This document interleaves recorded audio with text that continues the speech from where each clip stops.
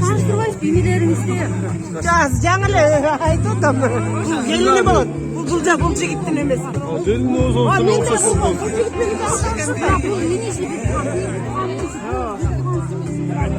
Ояққа да сенен дуайыр.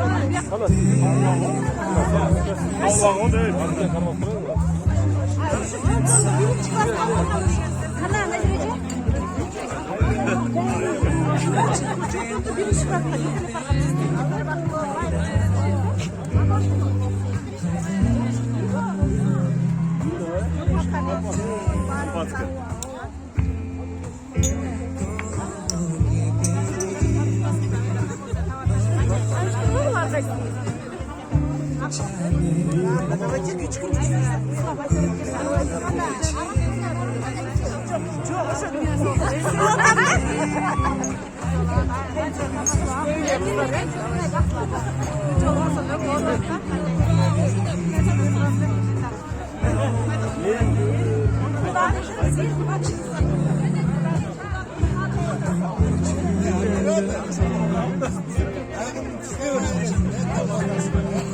Biles